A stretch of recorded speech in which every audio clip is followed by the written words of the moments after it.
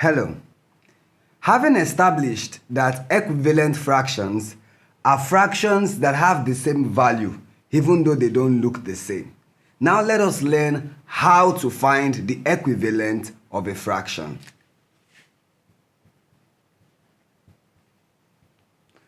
How to find the equivalent of a fraction. And I'm going to start us off with a very simple and popular fraction, 1/2.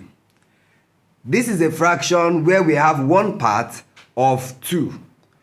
And to find the equivalent of this fraction, you just have to do a simple step. Whatever you do to the numerator, do to the denominator as well. And what we use is either you multiply or you divide.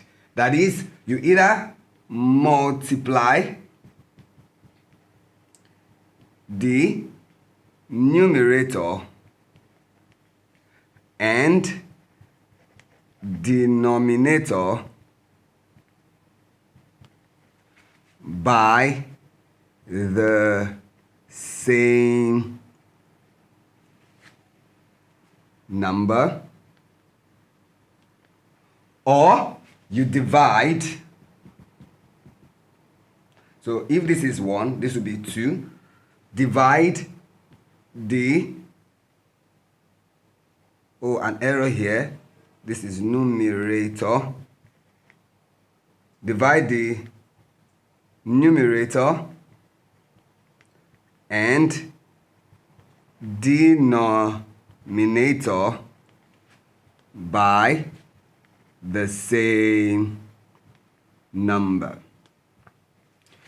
So these are the two things you can do to a fraction to get its equivalent. Now, working with 1/2, let us apply 1 to it. That is, multiply the numerator and denominator by the same number. So when we start with 1/2, and then we multiply the numerator by a number, let's say 2. Now, the same number is what you multiply the denominator by. That is 2 also multiplied by 2. This will give us a different fraction now. 1 multiplied by 2 will give you 2 over 2 multiplied by 2 will give you 4.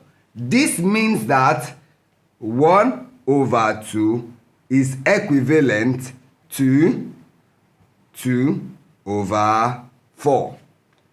You can continue like this and still say 1/2. This time, let's multiply by 5.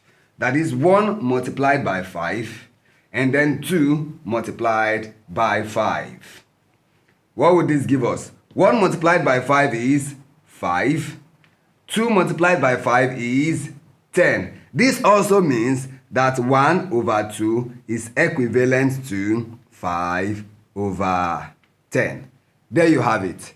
So basically what we are saying is that a fraction 1/2 multiplied by n would always give you an equivalent